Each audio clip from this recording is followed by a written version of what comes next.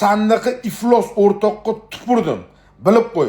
Sandaqa iflos odamlar bu dunyoda kamaysin. Sandaqa ifloslar, marrazlar kamaysin bu dunyoda. Nima uchun men jahlim chiqyapti? Hozirgina bo'lgan holatda masalaga olib chiqyapman. Bunaqa o'rtoqlardan boridan yo'g'i yaxshi. Bitta odam musofirchilikda chekkada ishlayapti-da, chet elda qiynalib. O'rtog'iga ishonib turib telefon qilyapti va xuddi shu o'rtog'i ustidan pul yemoqchi. Bugungi holatda masalaga yetib bermoqchiman. Men o'zim tijorat bilan shug'ullanaman. Aynan bitta bola kelyapti-da, "Aka, mana Rossiyadan o'rtog'im telefon qilyapti. Mana shu narsalarni sizdan olaman. Siz menga narxini arzon qilib berasiz. O'rtog'imga sal qimmatroq har bitta narsani ustiga 300 ming, 500 ming qo'yib ayting, ko'proq narsa oladi. Bir 2 million, 3 million ishlab olaman", deyapti.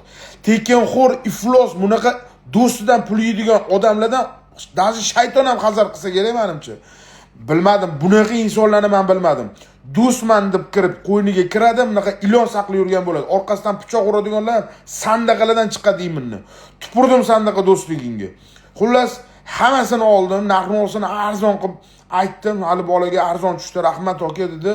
O'rtoq rahmat, o'rtog'iga perjavat qilyapti. O'rtoq, yaxshi kunlaringni qaytaring, rahmat. Meni yo'qligimni bildirmayapsan. Yo'q deyapti-da. Men ko'zimdan yosh chiqib ketdi shu narsaga boru. Bu haqqoniy narsa, haqiqat narsa. Yaqinda olib chiqaman turibman shuni video qilib. Xullas, meni ko'radi shu bola. Iflos bola ekansan, men video ham ishlab chiqaman bu narsaga.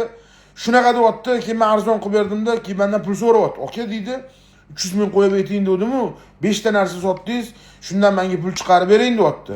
Men aytayapman, umuman senga bir so'm pul yo'q deyapman-da. O'sha bolani xuddi shu gapni gapirib, diktafonga yozdirib oldim. Mana kamerada qarorchi yoziladi deb turib, shu narsani zo'r "Aka, meni kechiring" deb ketdi.